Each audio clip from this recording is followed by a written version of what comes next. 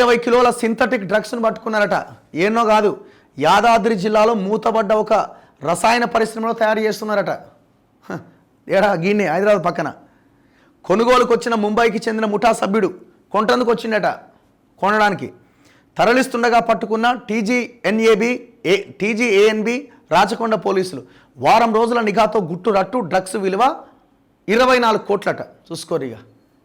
యాదాద్రి జిల్లా హైదరాబాద్కి ఎంత దూరంలో ఉందండి? 50 కిలోమీటర్ల దూరంలో ఉన్న ప్రాంతం. 24 కిలోల డ్రగ్స్ తయారు చేస్తున్నారట. ఇంకెంత తయారు చేసిరో, అంతకుముందు ఎంతమందికి అమ్మిర్రో, అది ఆ చుట్టుపక్కల ఉన్న గ్రామాలకు ఎంత విస్తరించిందో. ఎంత భయంకరమైన విషయం ఇది. అసలు ఎట్లా వాడు ఈ మధ్యకాలంలో కొంత డ్రగ్స్ మీద అరెస్టులు కూడా ఎక్కువనే జరుగుతున్నాయి. అయినా కూడా వాడు ఏ ధైర్యంతో పెట్టిండు? దీని కూపీలాగా అసలు లింక్ ఎక్కడుందో ఛేదించాలా.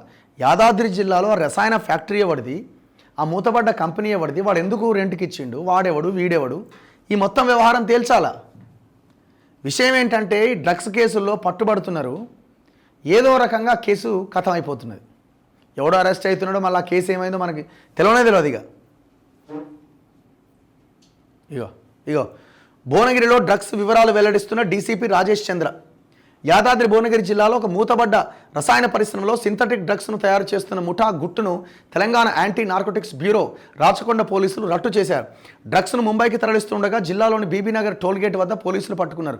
మొత్తంగా 120 కిలోల మత్తు పదార్థాలు స్వాధీనం చేసుకున్నామని, వీటి విలువ 24 కోట్లుంటుందని వెల్లడించారు. భువనగిరిలో యాదాద్రి జోన్ డీసీపీ ఎం రాజేష్ చంద్ర కేసు వివరాలు వెల్లడించారు. యాదగిరిగుట్ట మండలం రామాజీపేటలో శ్రీ యాదాద్రి లైఫ్ సైన్సెస్ రసాయన పరిశ్రమకు గతంలో ఇచ్చిన ఎన్ఓసిని కాలుష్య నియంత్రణ మండలి ఉపసంహరించుకున్నది. ఫలితంగా 45 మంది వాటాదారులుగా ఉన్న ఆ పరిశ్రమను 3 నెలల క్రితం మూసేసిరట. ఆ పరిశ్రమలో సింథటిక్ డ్రగ్స్ను తయారు చేస్తున్నట్టు సమాచారం రావడంతో పోలీసులు నిఘా పెట్టిండ్రు. పరిశ్రమలో తయారైన 100 కిలోల సింథటిక్ డ్రగ్స్ను కారులో ముంబైకి తరలిస్తూ ఉండగా బీబీనగర్ టోల్గేట్ వద్ద పోలీసులు సోమవారం రాత్రి పట్టుకున్నారట.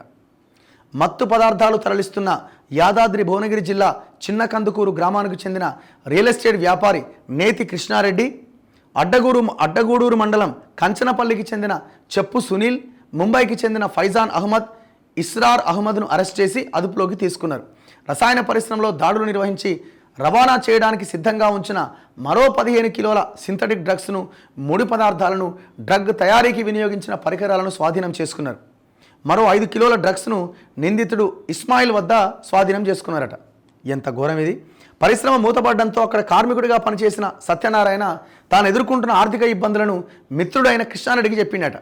కృష్ణారెడ్డి రసాయన పరిశ్రమలో 10 ఏళ్ల అనుభవం ఉన్న తన మిత్రుడైన భానుప్రసాద్కు మూతపడ్డ పరిశ్రమ విషయాన్ని చెప్పిండట.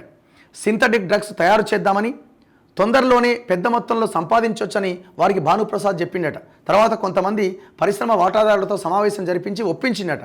వీరంతా తమ మిత్రుడైన వాసుదేవాచారితో కలిసి హైదరాబాద్లోని జీడిమెట్లకు చెందిన ఇస్మాయిల్ను సంప్రదించి అతడి నుంచి ముడి సరుకులను సేకరించినట. డ్రగ్స్ను అతడి ద్వారానే ముంబైలో విక్రయించేందుకు ఒప్పందం కూడా జరిగిందట.